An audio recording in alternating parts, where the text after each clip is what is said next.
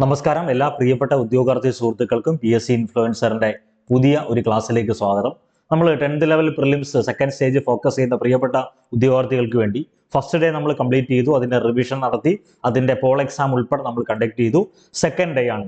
Okay, അപ്പൊ 10th level preliminary പരീക്ഷയിൽ രണ്ടാം ഘട്ടം ഫോക്കസ് ചെയ്യുന്ന പ്രിയപ്പെട്ട ഉദ്യോഗാർത്ഥികൾ 80 മാർക്ക് ഉറപ്പിക്കാൻ പറ്റുന്ന അടുത്ത ഒരു സെക്ഷനിലേക്ക് നമ്മൾ പോവുകയാണ്. കറണ്ട് അഫേഴ്സ് ആണ്. എഴുതി വെച്ചോ, നിങ്ങൾ എഴുതാൻ പോകുന്ന മത്സര പരീക്ഷയിൽ ഇനി എഴുതാൻ പോകുന്ന രണ്ടാം ഘട്ടമായിക്കോട്ടെ, മൂന്നാം ഘട്ടമായിക്കോട്ടെ, നാലാം ഘട്ടമായിക്കോട്ടെ, ബ്രിക്സുമായി ബന്ധപ്പെട്ടൊരു ചോദ്യം ഉറപ്പായും കാണും, തർക്കമില്ല. കേരളത്തിലെ പ്രധാനപ്പെട്ട സാഹിത്യ പുരസ്കാരങ്ങൾ എന്നറിയപ്പെടുന്ന മേഖലയുമായി ബന്ധപ്പെട്ട ഒരു ചോദ്യം കാണും. ISRO എന്നറിയപ്പെടുന്ന മേഖലയുമായി ബന്ധപ്പെട്ട് ശാസ്ത്ര സാങ്കേതിക മേഖലയുമായി ബന്ധപ്പെട്ട ചോദ്യം ഉറപ്പായും കാണും. ഇതിന് ഏറ്റവും പ്രധാനപ്പെട്ടത് കൊച്ചി മെട്രോയുമായി ബന്ധപ്പെട്ട ചോദ്യം കാണും. മെട്രോ സംവിധാനവുമായി ബന്ധപ്പെട്ട ചോദ്യം കാണും. ഏറ്റവും പ്രധാനപ്പെട്ടത് കേരള പ്രഭ പുരസ്കാരങ്ങളുമായി ബന്ധപ്പെട്ട ചോദ്യം കാണും. ഇതെല്ലാം പ്രഡിക്ഷൻ അല്ല, മുൻകാല വർഷങ്ങളിൽ ഇങ്ങനെ വന്നിട്ടുണ്ട്. അതിന്റെ അടിസ്ഥാനത്തിലാണ് ഈ പറയുന്നത്. അപ്പൊ നമ്മൾ നേരെ കണ്ടന്റിലേക്ക് പോവുകയാണ്. ആദ്യം തന്നെ 2024 ഒന്നാം ഘട്ട പ്രിലിമിനറി പരീക്ഷയിൽ ചോദിച്ച ഒരു ചോദ്യം, 2024 സാഹിത്യത്തിനുള്ള നൊബേൽ സമ്മാനം ലഭിച്ച ഹാൻഗിനെ കുറിച്ചുള്ള താഴെ കൊടുത്ത പ്രസ്താവനകളിൽ ശരിയേത് എന്നാണ് ചോദ്യം. അപ്പൊ നിങ്ങൾ ചോദ്യം മനസ്സിലാക്കുന്ന സമയത്ത് 2024 സാഹിത്യ നൊബേൽ ചോദിച്ചു. അപ്പൊ അതുകൊണ്ട് തന്നെ ഇനി വരാൻ പോകുന്ന 10th ലെവൽ പ്രിലിംസിന്റെ second stage, third stage, fourth stage എന്തുമായിക്കോട്ടെ, അത് CPO ആയിക്കോട്ടെ, ഉൾപ്പെടെയുള്ള മത്സര പരീക്ഷയിൽ എന്ത് നിങ്ങൾ പഠിക്കണം, 2024 നൊബേൽ സമ്മാനം പഠിച്ചിട്ടേ പോകാവൂ. അപ്പൊ ചില ആളുകൾ കാണും, ഈ പഠിച്ച കണ്ടന്റുകൾ എവിടെ ഉണ്ട്? ഒന്നുമില്ല. PSC ഇൻഫ്ലുവൻസർ ടെലഗ്രാം കൂട്ടായ്മയിൽ ഈ പറഞ്ഞ 2024 സാഹിത്യത്തിനുള്ള നൊബേൽ സമ്മാനം ഉൾപ്പെടെയുള്ള സാഹിത്യ നൊബേൽ ഉൾപ്പെടെയുള്ള നൊബേൽ പുരസ്കാരങ്ങളുടെ ഒരു PDF കൊടുത്തിട്ടുണ്ട്. അതൊന്ന് വായിക്കാൻ വേണ്ടി ശ്രമിക്കുക. അപ്പൊ 2024 സാഹിത്യത്തിനുള്ള നൊബേൽ സമ്മാനം ലഭിച്ചത് ആരാണ്? ഹാൻഗിങ് ആണ്. ഹാൻഗിങ്ങിനെ കുറിച്ചുള്ള താഴെ കൊടുത്ത പ്രസ്താവനകളിൽ ശരിയേതെന്ന ചോദ്യം. ഒന്നാമത്തത്, സാഹിത്യ നൊബേൽ ലഭിക്കുന്ന ആദ്യത്തെ ദക്ഷിണ കൊറിയൻ സ്വദേശിയാണ് ഹാൻഗിങ്. ഒന്നാമത്തെ പ്രസ്താവന. രണ്ടാമത്തെ പ്രസ്താവന നോക്കിയേ, സാഹിത്യ നൊബേൽ നേടുന്ന ആദ്യ ഏഷ്യൻ വനിത. രണ്ടാമത്തെ പ്രസ്താവന. മൂന്നാമത്തെ പ്രസ്താവന, ദി വെജിറ്റേറിയൻ എന്ന നോവലിന് മാൻ ബുക്കർ പുരസ്കാരം നേടി. നാലാമത്തെ പ്രസ്താവന, ദി വൈറ്റ് ബുക്ക് അവരുടെ ആത്മകഥാപരമായ രചനയാണ്. ഇങ്ങനെയാണ് 4 ഓപ്ഷനുകൾ കൊടുത്തേക്കുന്നത്. അതിനുശേഷം option A, option B, option C, option D എന്നുണ്ട്. അപ്പൊ ഉറപ്പിച്ചോ, നിങ്ങൾ ഇനി എഴുതാൻ പോകുന്ന മത്സര പരീക്ഷയിൽ 10th ലെവൽ പ്രിലിംസിന്റെ സെക്കൻഡ് സ്റ്റേജും തേർഡ് സ്റ്റേജും ഫോർത്ത് സ്റ്റേജും ഫോക്കസ് ചെയ്യുന്ന പ്രിയപ്പെട്ട ഉദ്യോഗാർത്ഥികൾ എന്ത് പഠിക്കണം? ഈ പറയുന്ന 2024 നൊബേൽ പുരസ്കാരം പഠിക്കണം. ഒപ്പം തന്നെ 2023 പുരസ്കാരം കൂടി ഒന്ന് ഓർത്തു വെക്കുന്നതിൽ തെറ്റില്ല. അപ്പൊ നമുക്ക് വേണ്ട പ്രധാനപ്പെട്ട ചോദ്യത്തിലേക്ക് വരുന്നു. ഇതിൽ ഒന്നാമത്തെ വസ്തുത, സാഹിത്യ നൊബേൽ ലഭിക്കുന്ന ആദ്യത്തെ ദക്ഷിണ കൊറിയൻ സ്വദേശിയാണ് ആര്? ഹാൻഗിങ് എന്ന് പറയുന്നത്. അപ്പൊ ആ സ്റ്റേറ്റ്മെന്റ് ശരിയാണ്. സാഹിത്യ നൊബേൽ ലഭിക്കുന്ന ആദ്യത്തെ ദക്ഷിണ കൊറിയൻ സ്വദേശിയാണ് ആര്? ഹാൻഗിങ്. രണ്ടാമത്തെ നോക്കിയേ, സാഹിത്യ നൊബേൽ നേടുന്ന ആദ്യ ഏഷ്യൻ വനിത. സാഹിത്യ നൊബേൽ നേടുന്ന ആദ്യ ഏഷ്യൻ വനിത എന്നറിയപ്പെടുന്നത് ആരെയാണ്? അത് ഹാൻഗിങ്ങിനെയാണ്. ദി വെജിറ്റേറിയൻ എന്ന നോവലിന് മാൻ ബുക്കർ പുരസ്കാരം ലഭിച്ചിട്ടുണ്ട്, അല്ലെങ്കിൽ നേടിയിട്ടുണ്ട്. ആര്? ഹാൻഗിങ്ങിന്റെ ദി വെജിറ്റേറിയൻ എന്ന നോവലിന് മാൻ ബുക്കർ പുരസ്കാരം ലഭിച്ചിട്ടുണ്ട്.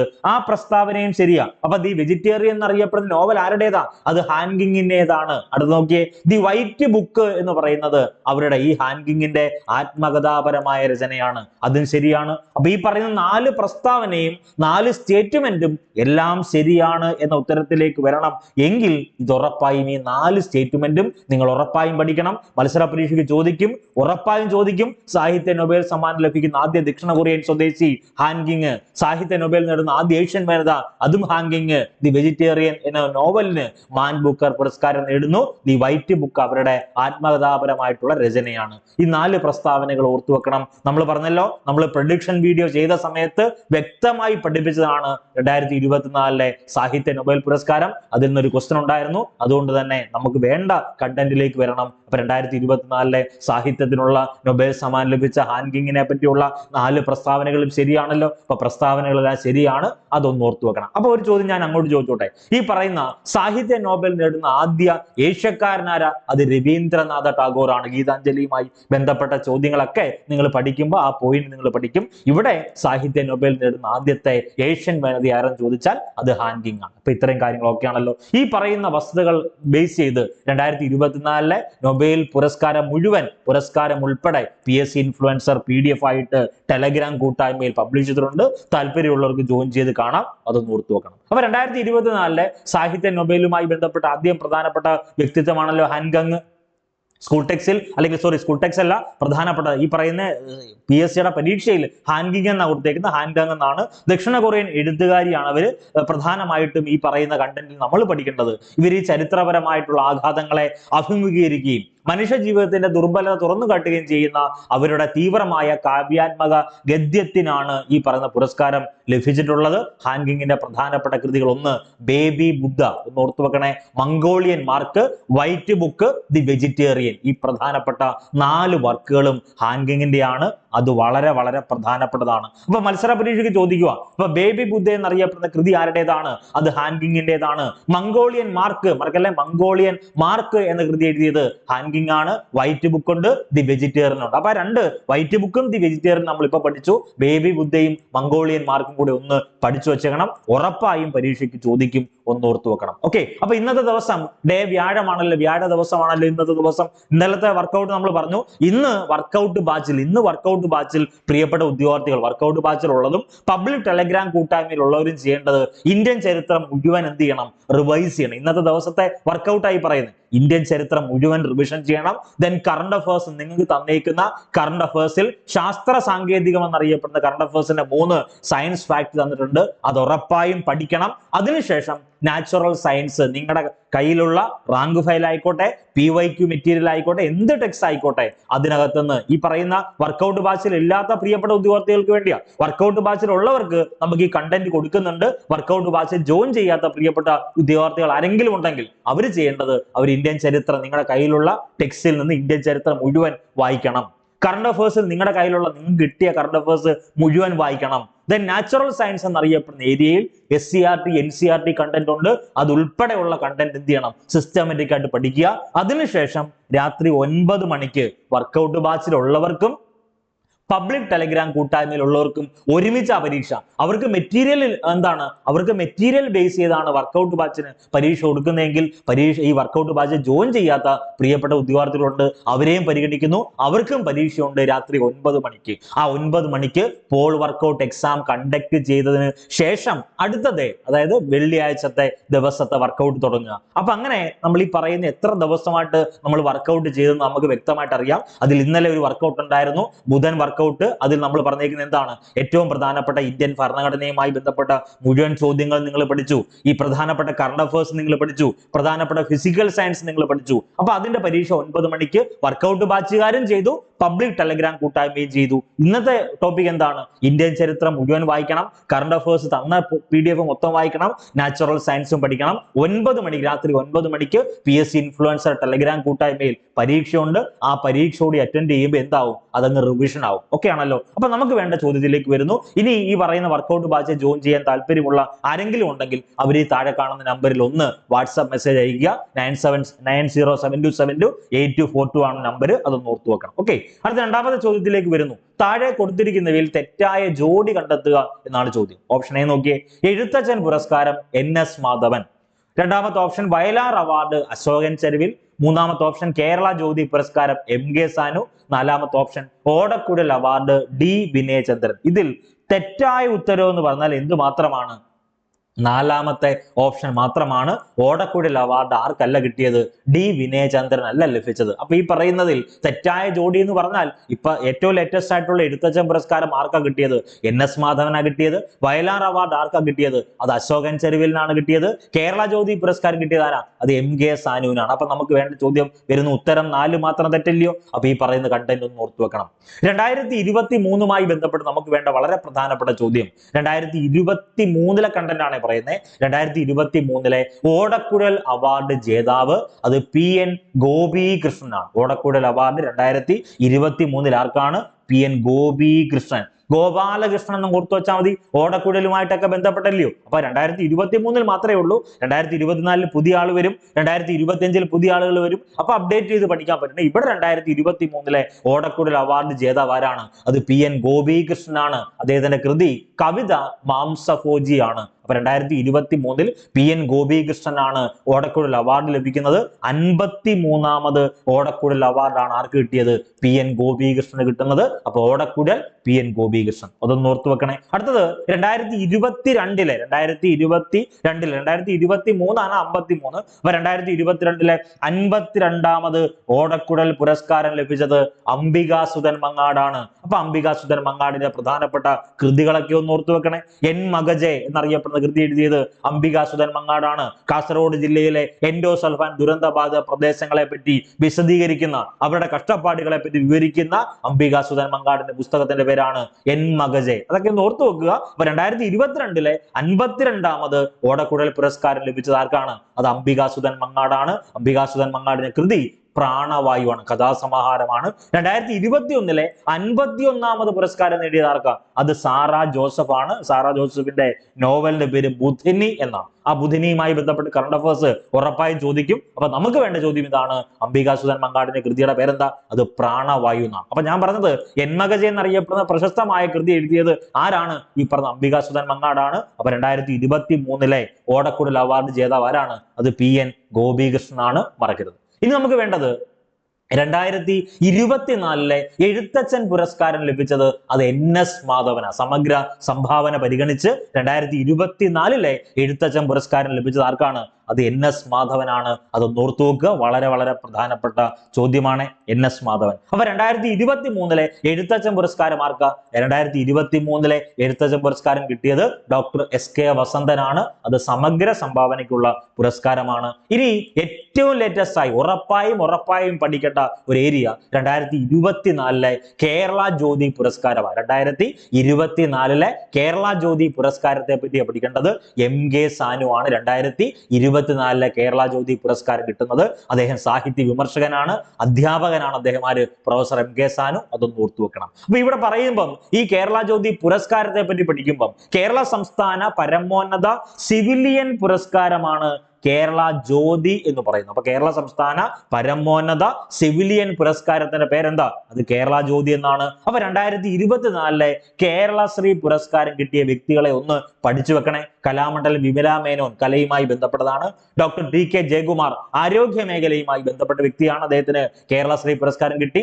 നാരായണ ഭട്ടതിരി കലിഗ്രഫിയുമായി ബന്ധപ്പെട്ടതാണ്. സഞ്ജു സാംസൺ കായിക മേഖലയുമായി ബന്ധപ്പെട്ട വ്യക്തി, അദ്ദേഹത്തിന് കേരള ശ്രീ പുരസ്കാരം കിട്ടി. ഷൈജ ബേബിയുടെ പ്രത്യേകത സാമൂഹ്യ സേവനം, ആശാ വർക്കർ കൂടിയാണ് ഷൈജ ബേബി. അതൊന്ന് ഓർത്തു വെക്കുക. ദെൻ VK മാത്യൂസ് എന്നറിയപ്പെടുന്ന വ്യക്തിയുണ്ട്. വ്യവസായ വാണിജ്യ മേഖലയിലെ പ്രഗത്ഭനായിട്ടുള്ള വ്യക്തിത്വമാണ് VK മാത്യൂസ്. ഇത്രയും വ്യക്തികൾക്കാണ് 2024 കേരള ശ്രീ പുരസ്കാരം കിട്ടിയത്. അപ്പൊ 2024 കേരള ശ്രീ പുരസ്കാരം കിട്ടിയത് ആർക്കൊക്കെയാ? Kalamandalam Vimala Menon, doctor DK Jayakumar, Narayana Bhattathiri, Sanju Samson, Shaija Baby, then VK Mathews. ഇത് എന്ത് ചെയ്യുക? ആവർത്തിച്ച് വായിക്കുക. അല്ലാതെ ഈ കോഡുകളൊന്നും, ഈ പറയുന്ന ഇത്രയും വ്യക്തികളുടെ പേരുൾപ്പെടെ ഒന്നും കോഡൊന്നും വായിച്ചു വെക്കേണ്ട ആവശ്യമില്ല. കാരണം മത്സര പരീക്ഷയിൽ പരീക്ഷാളി കയറുമ്പോൾ തിരിയാതെ ഒരു മാർക്ക് കിട്ടണം, അത്രേ വേണ്ടൂ. 2024 കേരള പ്രഭ ഏറ്റവും ഇമ്പോർട്ടന്റ് ചോദ്യമാണ്, പരീക്ഷയ്ക്ക് ഉറപ്പായിട്ടും ചോദിക്കും. 2024 കേരള പ്രഭ പുരസ്കാരവുമായി ബന്ധപ്പെട്ട് രണ്ട് പ്രധാനപ്പെട്ട വ്യക്തികൾക്കാണ് 2024 കേരള പ്രഭ പുരസ്കാരം കിട്ടിയത്. ഒന്ന് ഡോക്ടർ S സോമനാഥ്, നിലവിലെ ISRO ചെയർമാനാണ്. ഭുവനേശ്വരി എന്നറിയപ്പെടുന്ന ജൈവ കർഷക. ഈ രണ്ട് പ്രധാനപ്പെട്ട വ്യക്തികൾക്കാണ് 2024 കേരള പ്രഭ പുരസ്കാരം കിട്ടിയത്. അതൊന്ന് ഓർത്തു വെക്കണം. അപ്പൊ കേരള പ്രഭ പുരസ്കാരം ഇമ്പോർട്ടന്റ് ആണ്, പറഞ്ഞല്ലോ. കേരള ശ്രീ പുരസ്കാരങ്ങൾ ഇമ്പോർട്ടന്റ് ആണ്, കേരള ജ്യോതി. അപ്പൊ കേരള ജ്യോതി പഠിക്കണം, കേരള ശ്രീ പഠിക്കണം, ദെൻ കേരള പ്രഭ. ഈ മൂന്ന് പുരസ്കാരങ്ങളും ഉറപ്പായും ചോദിക്കുക തന്നെ ചെയ്യും. അതൊന്ന് ഓർത്തു വെക്കുക. അടുത്ത ചോദ്യത്തിലേക്ക് വരുന്നു. 2024 നടന്ന ബ്രിക്സ് ഉച്ചകോടിയുമായി ബന്ധപ്പെട്ട് താഴെ കൊടുത്തിരിക്കുന്ന പ്രസ്താവനകളിൽ ശരി ഏത്? അപ്പൊ നമ്മൾ കറണ്ട് അഫയേഴ്സ് കണ്ടന്റ് ആയിക്കോട്ടെ, ഏത് കണ്ടന്റ് ആയിക്കോട്ടെ, ഞാൻ A to Z കാര്യങ്ങൾ ഡിസ്കസ് ചെയ്യുന്നതിന്റെ പ്രധാനപ്പെട്ട കാരണം നോക്കൂ. കഴിഞ്ഞ പ്രീവിയസ് ക്ലാസ്സുകളൊക്കെ നിങ്ങൾ ചർച്ച ചെയ്യുമ്പോൾ നിങ്ങൾ മനസ്സിലാക്കുന്ന ഒരു പോയിന്റ്, ഇപ്പൊ സുപ്രീം കോടതിയെ പറ്റി ഞാൻ ഈ പറയുന്ന എന്ത് പറയാണ്, ഒരു കറണ്ട് അഫയേഴ്സ് പറയുവാണെങ്കിൽ സുപ്രീം കോടതിയുമായി ബന്ധപ്പെട്ട് എനിക്ക് തരാൻ പറ്റുന്ന മുഴുവൻ കണ്ടന്റ് നിങ്ങൾക്ക് തരുന്നുണ്ട്. ദെൻ വിവരാവകാശ കമ്മീഷനുമായി ബന്ധപ്പെട്ട ഡിസ്കസ് ചെയ്യുന്നെങ്കിൽ വിവരാവകാശ കമ്മീഷൻ അഡീഷനുമായി ബന്ധപ്പെട്ട A to Z കാര്യങ്ങൾ ഡിസ്കസ് ചെയ്യുന്നുണ്ട്. അപ്പൊ അതെന്തിനാന്ന് ചോദിച്ചാൽ ഇങ്ങനത്തെയൊക്കെയുള്ള പ്രസ്താവന ചോദ്യങ്ങൾ വരും. നോക്കൂ, ഈ പറഞ്ഞ 2024 നടന്ന ബ്രിക്സ് ഉച്ചകോടിയുമായി ബന്ധപ്പെട്ട് താഴെ കൊടുത്തിരിക്കുന്ന പ്രസ്താവനകളിൽ ശരി ഏതെന്ന് പഠിക്കണമെങ്കിൽ തന്നെ ഈ പറഞ്ഞ ബ്രിക്സുമായി ബന്ധപ്പെട്ട് ബ്രിക്സ് എന്നറിയപ്പെടുന്ന കൂട്ടായ്മയെ പറ്റി എല്ലാം പഠിക്കണ്ടേ? അത് തന്നെയാണ് നമുക്ക് വേണ്ടത്. ഒന്നാമത് നോക്കിയേ, 16ാം ഉച്ചകോടിയാണ് കസാനിൽ നടന്നത്. ഒന്നാമത്തെ ഓപ്ഷനിലേക്ക് വരുന്നു. 2024 നടന്ന ബ്രിക്സ് ഉച്ചകോടി എവിടാണ് നടന്നത്?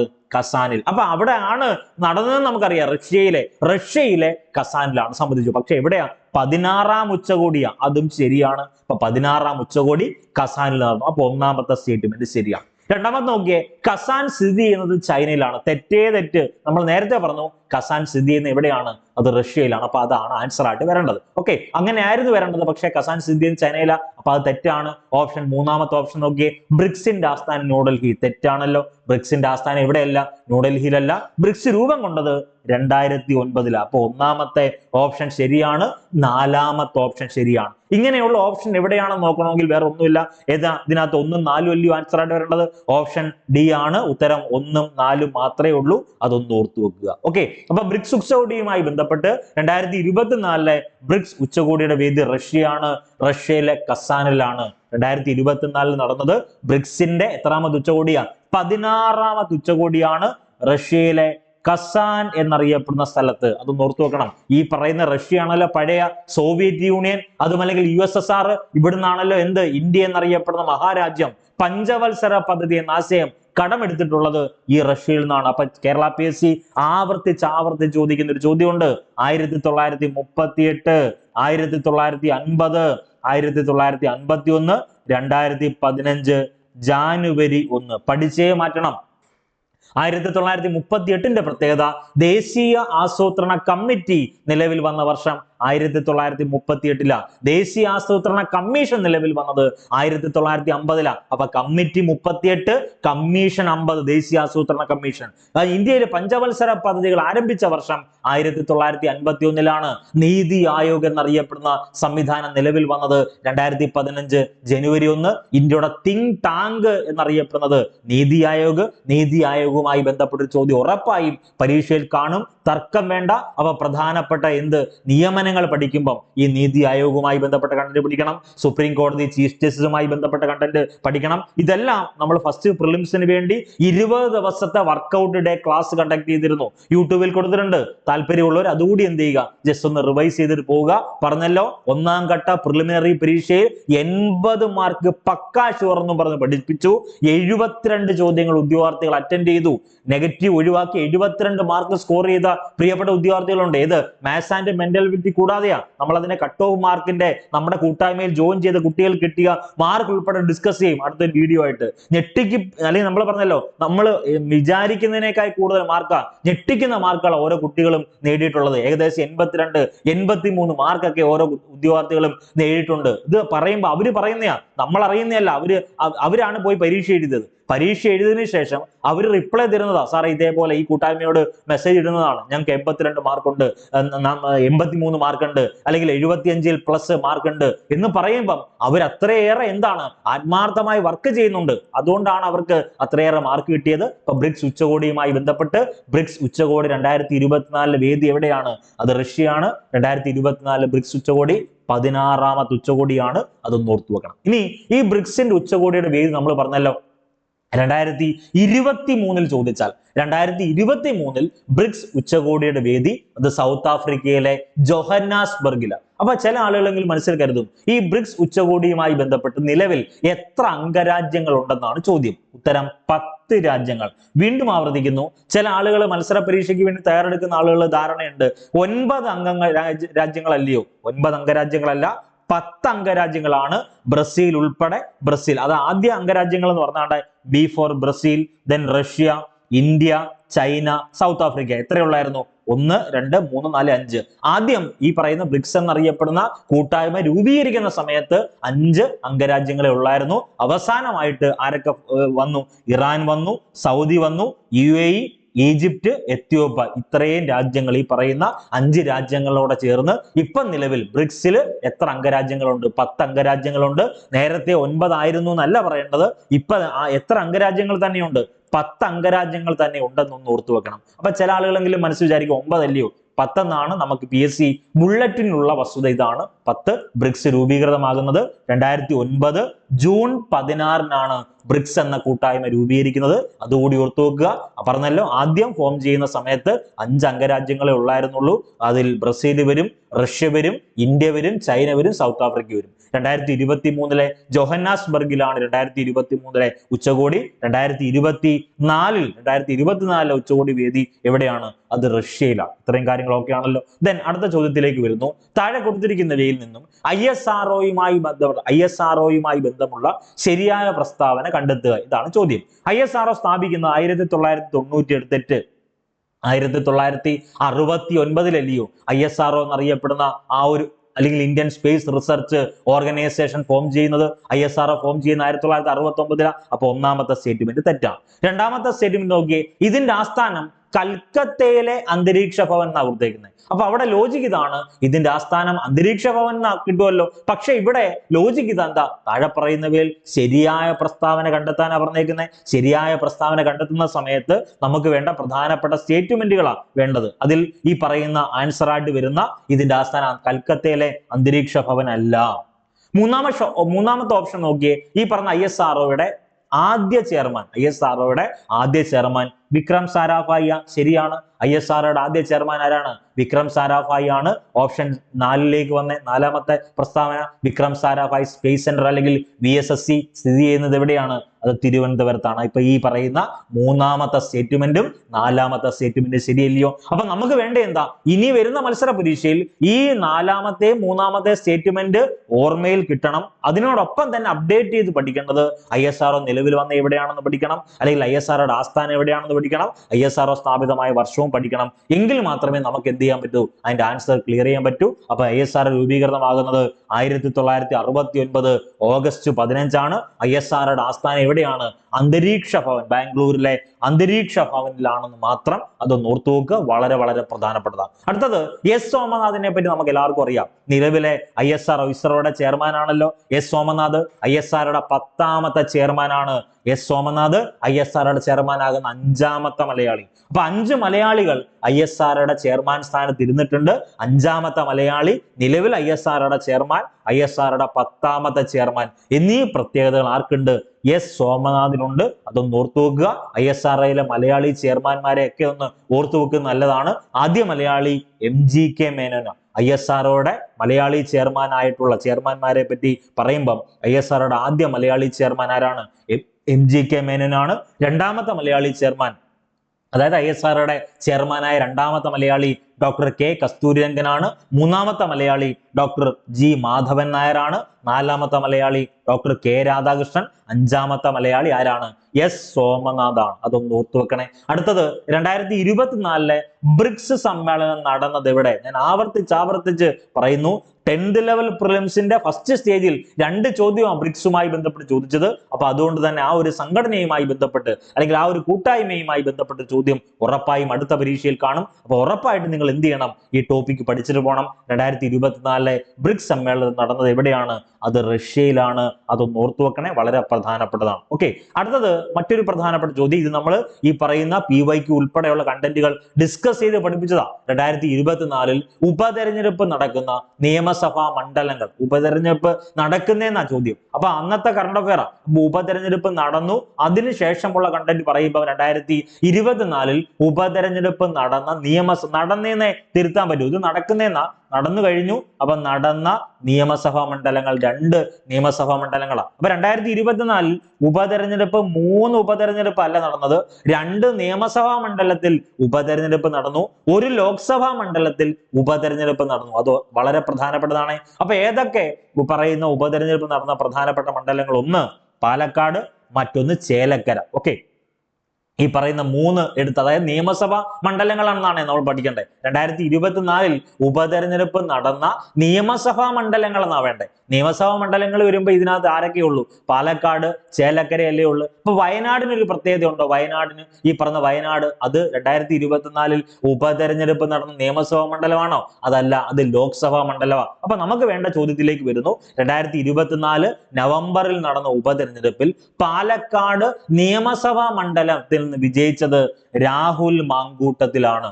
UDFിലെ രാഹുൽ മാങ്കൂട്ടത്തിലാണ് പാലക്കാട് നിയമസഭാ മണ്ഡലത്തിൽ നിന്ന് വിജയിച്ച് ആരാവുന്നത്? നിയമസഭാംഗമാകുന്നത്. അടുത്തത് 2024 നവംബറിൽ നടന്ന ഉപതെരഞ്ഞെടുപ്പിൽ ചേലക്കരയിൽ നിന്ന് മത്സരിച്ച് വിജയിച്ച നിയമസഭാംഗമാണ് UR പ്രദീപ്. CPM-മായി ബന്ധപ്പെട്ട്, അല്ലെങ്കിൽ നമ്മൾ പറഞ്ഞല്ലോ ഈ പറയുന്ന LDFന്റെ UR പ്രദീപാണ് ചേലക്കര നിയമസഭാ മണ്ഡലത്തിൽ മത്സരിച്ച് വിജയിച്ചത്. അടുത്ത 2024 നവംബറിലെ ഉപതെരഞ്ഞെടുപ്പിൽ വയനാട് ലോക്സഭാ മണ്ഡലം, നിയമസഭാ മണ്ഡലമല്ല, വയനാടിലെ ലോക്സഭാ മണ്ഡലത്തിൽ നിന്ന് മത്സരിച്ച് വിജയിച്ചത് പ്രിയങ്ക ഗാന്ധിയാണ്. അപ്പൊ 18ാം ലോക്സഭയെ പറ്റി പഠിക്കുമ്പം 18ാം ലോക്സഭയിൽ കേരളത്തിൽ നിന്ന്, വീണ്ടും ഞാൻ ആവർത്തിക്കുന്നു, ഇന്ത്യയിലെ ഭൂരിപക്ഷം അല്ല പറയുന്നത്, കേരളത്തിലെ 18ാം ലോക്സഭയിൽ കേരളത്തിലെ ഇലക്ഷനിൽ ഏറ്റവും കൂടിയ ഭൂരിപക്ഷം ആർക്കാണ്? പ്രിയങ്ക ഗാന്ധിക്കാണ്. അപ്പൊ നമുക്ക് വേണ്ടത് ഏറ്റവും കുറഞ്ഞ ഭൂരിപക്ഷം ആർക്കാ? അത് അടൂർ പ്രകാശിന് മുൻകാല ക്ലാസ്സുകളിൽ എടുത്തിട്ടുണ്ട്. അപ്പൊ ഇവിടെ ഈ പറഞ്ഞ ലോക്സഭാ അംഗങ്ങൾ, ഈ പറയുന്ന ലോക്സഭാ അംഗങ്ങളിൽ ആര് കൂടി ഉൾപ്പെടുക? ഒരു വനിത കൂടി ഉൾപ്പെടുകയാണ്, പ്രിയങ്ക ഗാന്ധി. അതൊന്ന് ഓർത്തു വെക്കുക, വളരെ വളരെ പ്രധാനപ്പെട്ടതാണ്. ഓക്കെ, അടുത്തത് വളരെ പ്രധാനപ്പെട്ട മറ്റൊരു ചോദ്യം. 2024 കേരളപ്രഭ പുരസ്കാരത്തിന് അർഹരായവർ ആരൊക്കെയാണ്? വേറെ ഒന്നുമില്ല, നമുക്കറിയാവുന്നതാണ്. എസ് സോമനാഥും ഭുവനേശ്വരി അല്ലയോ? ഉത്തരം എസ് സോമനാഥ്, ഭുവനേശ്വരിയാണ്. 2024 കേരളപ്രഭ പുരസ്കാരം. എസ് സോമനാഥ് ISRO ചെയർമാനാണ്. ഭുവനേശ്വരി ആരാണ്? ഒരു ജൈവ കർഷകയാണ്. അതൊന്ന് ഓർത്തു വെക്കണം. അടുത്ത മറ്റൊരു പ്രധാനപ്പെട്ട ചോദ്യത്തിലേക്ക് വരുന്നു. കേരള സംസ്ഥാന ജലവിഭവ വകുപ്പ് മന്ത്രി ആരാണ്? നിങ്ങൾ എഴുതി വെച്ചോ. നിങ്ങൾ എഴുതാൻ പോകുന്ന മത്സര പരീക്ഷയിൽ ഈ PSC ഇൻഫ്ലുവൻസർ കൂട്ടായ്മ തന്ന കേരളത്തിലെ പ്രധാനപ്പെട്ട മന്ത്രിമാർ എന്നറിയപ്പെടുന്ന PDF ടെലഗ്രാം കൂട്ടായ്മയിൽ കൊടുത്തിട്ടുണ്ട്. അത് വായിക്കണം, ഉറപ്പായിട്ടും അതിനകത്ത് ഒരു ക്വസ്റ്റ്യൻ കാണും. അപ്പൊ കേരള സംസ്ഥാന ജലവിഭവ വകുപ്പ് മന്ത്രി നിലവിൽ ആരാണ്? അത് നമുക്ക് എല്ലാവർക്കും അറിയാവുന്ന ശ്രീ റോഷി അഗസ്റ്റിനാണ്. അപ്പൊ റോഷി അഗസ്റ്റിനുമായി ബന്ധപ്പെട്ട് മാത്രം കണ്ടന്റ് പഠിച്ചാൽ പോരാ, PDF കൂടി വായിച്ചു പോകണം. റോഷി അഗസ്റ്റിന്റെ പോർട്ട്ഫോളിയോ ഏതൊക്കെയാ? ജലവിഭവം ഉണ്ട്, കമാൻഡ് ഏരിയ ഡെവലപ്മെന്റ് അതോറിറ്റി ഉണ്ട്, ഭൂഗർഭ ജലമുണ്ട്, ജലവിതരണവും ശുചീകരണവും. അപ്പൊ ഈ റോഷി അഗസ്റ്റിൻ പ്രധാനം ചെയ്യുന്ന നിയമസഭാ മണ്ഡലം എന്ന് പറയുന്നത് ഇടുക്കിയാണ്. കേരളത്തിലെ ഏറ്റവും വലിയ ജില്ലയാണ് ഇടുക്കി. ഇടുക്കിക്ക് ഒത്തിരി പ്രത്യേകതയുണ്ട്, അതൊന്ന് ഓർത്തു വെക്കുക. ഇടുക്കി എന്താണ്? ഒരു മിടുക്കിയാണ്. കേരളത്തിലെ ഏറ്റവും വലിയ ജില്ല ഇടുക്കി. 2ാം സ്ഥാനം ആരാണ്? അത് പാലക്കാടാണ്. അതൊക്കെ ഒന്ന് ഓർത്തു വെക്കുക. ഇടുക്കി ജില്ലയുമായി ബന്ധപ്പെട്ട് പഠിക്കുമ്പോഴാണ് തൊട്ടിയാർ എന്നറിയപ്പെടുന്ന ജലവൈദ്യുത പദ്ധതിയൊക്കെ ഓർത്തു വെക്കേണ്ടത്. അടുത്തത് നഗര ഗാർഹിക അവശിഷ്ടങ്ങളിൽ നിന്നും വൈദ്യുതി ഉൽപ്പാദിപ്പിക്കുന്ന ഇന്ത്യയിൽ ആദ്യത്തെ അർബൻ വേസ്റ്റ് മാനേജ്മെന്റ് സംവിധാനം നടപ്പിലാക്കിയ നഗരം ഏത് എന്നാണ് ചോദ്യം. ഉത്തരം അഹമ്മദാബാദ് ആണ്. ഉത്തരം ഏതാണ്? അഹമ്മദാബാദ് ആണ്. അതൊന്ന് ഓർത്തു വെക്കണം. അടുത്ത മറ്റൊരു ചോദ്യം. കൊച്ചി മെട്രോയുമായി ബന്ധപ്പെട്ട താഴെ കൊടുത്ത പ്രസ്താവനകളിൽ ശരിയായത് ഏത്? ഈ കണ്ടന്റുകളെല്ലാം നമ്മൾ വർക്കൗട്ടിനകത്ത് എടുത്തതാണ്. 10th level prelims, first prelims എഴുതുന്നതിന് മുമ്പ് നമ്മൾ ഏകദേശം 20 ദിവസം തുടർച്ചയായിട്ട് വർക്കൗട്ട് വീഡിയോ യൂട്യൂബിൽ പബ്ലിഷ് ചെയ്തിരുന്നു. അതിനകത്ത് നിന്ന് ചോദിച്ച ചോദ്യങ്ങളായി പറയുന്നത്. കൊച്ചി മെട്രോ ഉദ്ഘാടനം ചെയ്യുന്നത് 2017 ജൂൺ 17. അത് ഓർക്കാൻ വേണ്ടി ഒന്നും നിങ്ങൾ ആലോചിക്കേണ്ട. അതാണ്ട് മെട്രോയുടെ ആദ്യം അവസാനമൊക്കെ ഒരേ, മെട്രോ ട്രെയിനിന്റെ ആദ്യ ബോഗി അവസാന ബോഗി ഒക്കെ സെയിം അല്ലയോ? 2017 ജൂൺ 17. ഇങ്ങനെങ്കിലും ഒന്ന് ഓർത്തു വെച്ചാൽ മതി. പരീക്ഷകളിൽ കയറുമ്പോൾ അങ്ങനെങ്കിലും കിട്ടണം. 2017 ജൂൺ 17 കൊച്ചി മെട്രോ ഉദ്ഘാടനം ചെയ്യുന്നത്. ഇന്ത്യയിലെ 8ാമത്തെ മെട്രോയാണ് കൊച്ചി മെട്രോ. അപ്പൊ ഇന്ത്യയിൽ ആദ്യ ജലമെട്രോ ഏതാ? ഇന്ത്യയിൽ ആദ്യ ജലമെട്രോ എന്നറിയപ്പെടുന്നതും ഇതേ തന്നെ, കൊച്ചി മെട്രോ തന്നെയാണ്. കൊച്ചി മെട്രോ അല്ല, കൊച്ചി ജലമെട്രോ ആണ്. അപ്പൊ 1ാമത്തെ ഓപ്ഷൻ ശരിയാണ്. അടുത്ത നോക്കിയേ. ഈ പറയുന്ന KMRL ആണ് ഇതിന്റെ പ്രവർത്തന ചുമതല വഹിക്കുന്നത്. ഓപ്ഷൻ സിയിലേക്ക് വന്നാൽ, അല്ലെങ്കിൽ 3ാമത്തെ പ്രസ്താവന, കൊച്ചി മെട്രോയുടെ അനുബന്ധ ജലപാത പദ്ധതിയാണ് കൊച്ചി വാട്ടർ മെട്രോ. 4ാമത്തെ പ്രസ്താവന, ഇന്ത്യയിലെ 18ാമത്തെ മെട്രോ റെയിൽവേ ആണിത് എന്നാണ് കൊടുത്തേക്കുന്ന ഓപ്ഷൻ. അപ്പൊ നമുക്ക് വേണ്ടത് ഈ 4 പ്രസ്താവന പരിശോധിച്ച് താഴെ കൊടുത്ത പ്രസ്താവനകളിൽ ശരിയെന്നല്ലേ ചോദ്യം. അപ്പൊ കൊച്ചി മെട്രോയുമായി ബന്ധപ്പെട്ട ഒന്നാമത്തെ ഓപ്ഷൻ നമുക്ക് കറക്റ്റ് ആണ്. കൊച്ചി മെട്രോ ഉദ്ഘാടനം ചെയ്യുന്നത് 2017 ജൂൺ 17 നോക്കിയോ. രണ്ടാമത് നോക്കിയേ, ഒരു പ്രവർത്തന ചുമതല വേണമല്ലോ. KMRL ആണ് ഇതിന്റെ പ്രവർത്തന ചുമതല എന്നറിയപ്പെടുന്നത്. അതും ശരിയാണ്. ദെൻ കൊച്ചി മെട്രോയുടെ അനുബന്ധ ജലപാത പദ്ധതിയാണ് ഇത്, കൊച്ചി വാട്ടർ മെട്രോ. ഇന്ത്യയിലെ ആദ്യത്തെ ജലമെട്രോയാണ് കൊച്ചി വാട്ടർ മെട്രോ, അത് ഓർത്തു വെക്കുക. ദെൻ ഇന്ത്യയിലെ 18ാമത്തെ മെട്രോ റെയിൽവേ ആണ്, തെറ്റാണ്. ഇന്ത്യയിലെ 8ാമത്തെ മെട്രോയാണ് ഇത്, കൊച്ചി മെട്രോ എന്നറിയപ്പെടുന്നത്. അപ്പൊ ഇന്ത്യയിൽ ആദ്യത്തെ മെട്രോ ഏതാ? മെട്രോയുമായി ബന്ധപ്പെട്ട ചോദ്യം വന്നാൽ ഇന്ത്യയിൽ ആദ്യ മെട്രോ എന്ന് പറഞ്ഞാൽ കൊൽക്കത്ത മെട്രോയാണ്. ഇന്ത്യയിൽ ആദ്യത്തെ ആധുനിക മെട്രോ ഏതാണ്? അത് ഡൽഹി മെട്രോയാണ്. അതൊക്കെ ഒന്ന് ഓർത്തു വെച്ചാൽ നല്ലതാണ്. ഇന്ത്യയിൽ ആദ്യത്തെ ജലമെട്രോ ഏതാണ്? അത് കൊച്ചി ജലമെട്രോയാണ്. ഇന്ത്യയിലെ 8ാമത്തെ മെട്രോയാണ് ഇത്, കൊച്ചി മെട്രോ. അപ്പൊ കൊച്ചി മെട്രോ വേറെ, കൊച്ചി ജലമെട്രോ വേറെ. കൊച്ചി മെട്രോയുടെ അനുബന്ധ ജലപാത പദ്ധതിയാണ് എന്ത്? കൊച്ചി വാട്ടർ മെട്രോ എന്നറിയപ്പെടുന്നത്. ഓക്കെ ആണല്ലോ. അപ്പൊ അതിന് ഉത്തരമായിട്ട് വരേണ്ടത് 1, 2, 3 മാത്രമാണ് ഈ പറയുന്നതിൽ ശരിയായിട്ടുള്ളത്. അപ്പൊ കൊച്ചി നഗരത്തിൽ ആസൂത്രണം ചെയ്തിരിക്കുന്ന ഒരു അതിവേഗ റെയിൽ പദ്ധതിയുടെ പേരാണല്ലോ കൊച്ചി മെട്രോ. കൊച്ചി മെട്രോയുടെ പദ്ധതിയുടെ പേരുണ്ട്, അത് കോമറ്റ് എന്നാണ്. കോമറ്റ് അല്ലെങ്കിൽ കോമറ്റ് എന്നാണ് കൊച്ചി മെട്രോയുടെ പദ്ധതിയുടെ നാമം എന്ന് പറയുന്നത് കോമറ്റാണ്. 2012 സെപ്റ്റംബർ 13 അന്നത്തെ പ്രധാനമന്ത്രിയായ ഡോക്ടർ മൻമോഹൻ സിംഗ് ആണ് കൊച്ചി മെട്രോയുടെ നിർമ്മാണത്തിന് തറക്കല്ലിടുന്നത്. ആലുവ മുതൽ, മറക്കരുത്, ആലുവ മുതൽ എറണാകുളം ജില്ലയിലെ പേട്ട വരെയാണ് ഏകദേശം 25.253 കിലോമീറ്റർ ദൂരമാണ് പദ്ധതി നടപ്പിലാക്കിയത്. അതൊക്കെ ഒന്ന് ഓർത്തു വെക്കുക. ദെൻ കൊച്ചി മെട്രോയുമായി ബന്ധപ്പെട്ട് കൊച്ചി മെട്രോ റെയിൽ ലിമിറ്റഡ്, അതായത് KMRL എന്ന് പറയും, അതിനെ രൂപീകരിക്കുന്നത് 2011. കൊച്ചി മെട്രോ ഉദ്ഘാടനം ചെയ്യുന്നത് 2017 ജൂൺ 17 ഇന്ത്യയിലെ 8ാമത്തെ മെട്രോ, വളരെ ഇമ്പോർട്ടന്റ് ആയി പഠിച്ചു വെച്ചാൽ ഇന്ത്യയിലെ 8ാമത്തെ മെട്രോയാണ് ഇത്, കൊച്ചി മെട്രോ എന്നറിയപ്പെടുന്നത്. കൊച്ചി മെട്രോയെ പറ്റി ഡിസ്കസ് ചെയ്യുമ്പോൾ ഈ പറഞ്ഞ കൊച്ചി മെട്രോയുടെ കോച്ചുകൾ നിർമ്മിച്ച ഫ്രഞ്ച് കമ്പനിയുടെ പേര് അലിസ്റ്റോം എന്നാണ്. കൊച്ചി മെട്രോയുടെ കോച്ചുകൾ നിർമ്മിച്ച ഫ്രഞ്ച് കമ്പനിയുടെ പേര് അലിസ്റ്റോം എന്നാണ്. ഡൽഹി മെട്രോ റെയിൽ കോർപ്പറേഷൻ ആണ് അവിടെയും പദ്ധതിയുടെ മേൽനോട്ടം വഹിക്കുന്നത്. ഈ പറയുന്ന കൊച്ചി മെട്രോയുടെ പദ്ധതിക്ക് ഒരു മേൽനോട്ടം ഉണ്ടല്ലോ, അത് വഹിക്കുന്ന ആരാണ്? ഡൽഹി മെട്രോ റെയിൽ കോർപ്പറേഷൻ ആണ്. ഏറ്റവും പ്രധാനപ്പെട്ട ചോദ്യം, ഭിന്നലിംഗക്കാർക്ക് തൊഴിൽ നൽകിയ ഇന്ത്യയിലെ ആദ്യത്തെ സർക്കാർ കമ്പനിയുടെ പേര് അത് കൊച്ചി മെട്രോയാണ്. അപ്പൊ ഭിന്നലിംഗക്കാർക്ക് തൊഴിൽ നൽകിയ ആദ്യ സർക്കാർ കമ്പനി ഏതെന്ന് ചോദിച്ചാൽ അത് കൊച്ചി മെട്രോ. ഏറ്റവും പ്രധാനപ്പെട്ട മറ്റൊരു പ്രത്യേകതയുണ്ട്, ഡോർമിറ്ററി സംവിധാനം ഏർപ്പെടുത്തിയ ഇന്ത്യ മഹാരാജ്യത്തെ ആദ്യ മെട്രോ കൂടിയാണ് ഏത്? കൊച്ചി മെട്രോ എന്നറിയപ്പെടുന്നത്. ഡോർമിറ്ററി സംവിധാനം ഏർപ്പെടുത്തിയ ഇന്ത്യയിൽ രാജ്യത്തെ ആദ്യ മെട്രോ ഏതെന്ന് ചോദിച്ചാൽ അത് കൊച്ചി മെട്രോയാണ്. അതുകൂടി ഒന്ന് ഓർത്തുവെക്കുക. ഇനി നമുക്ക് എല്ലാവർക്കും അറിയാവുന്ന പ്രധാനപ്പെട്ട വ്യക്തിത്വമാണ് കൊച്ചി മെട്രോയുടെ പ്രൊജക്ട് ഡയറക്ടർ എന്നറിയപ്പെടുന്ന E. ശ്രീധരൻ. അത് ഓർത്തുവെക്കുക. ഇന്ത്യയുടെ മെട്രോമാൻ എന്നറിയപ്പെടുന്നത് E. ശ്രീധരനാണ്. ദെൻ കൊച്ചി മെട്രോയുടെ ഭാഗ്യ ചിഹ്നത്തിന്റെ പേര് മിലു എന്നാണ്. കൊച്ചി മെട്രോയുടെ ഭാഗ്യ ചിഹ്നം ആനയാണല്ലോ, ആനയുടെ പേര് മിലു. പുതുതായി നിലവിൽ വന്ന കൊച്ചി വാട്ടർ മെട്രോ ഉണ്ട്. ആ കൊച്ചി വാട്ടർ മെട്രോ പ്രൊജക്ടിന്റെ ഭാഗ്യചിഹ്നം ജൻഗു എന്നറിയപ്പെടുന്ന മത്സ്യമാണ്. ഇത്രയും കാര്യങ്ങൾ ഏറ്റവും ഉറപ്പായി നിങ്ങൾ പഠിച്ചിട്ടേ അടുത്ത പ്രിലിമിനറി പരീക്ഷയ്ക്ക് പോകാവൂ. അപ്പൊ പറഞ്ഞല്ലോ, വീണ്ടും ഞാൻ റിപ്പീറ്റ് ചെയ്യുന്നു, ഇന്നത്തെ എക്സാം മറക്കരുത്. ഇന്ന് നിങ്ങൾ റിവൈസ് ചെയ്യേണ്ട ടോപ്പിക്ക് ഇന്ത്യൻ ചരിത്രം മുഴുവൻ നിങ്ങൾ വായിക്കണം, ദെൻ നാച്ചുറൽ സയൻസ് മുഴുവൻ വായിക്കണം, കറണ്ട് അഫയേഴ്സ് വായിക്കണം. അതിനുശേഷം 9 മണിക്കത്തെ പോൾ വർക്കൗട്ട് എക്സാം കൃത്യമായിട്ട് അറ്റൻഡ് ചെയ്യുക. അപ്പൊ എല്ലാവർക്കും വിജയാശംസകൾ നേരുന്നു. നന്ദി, നമസ്കാരം.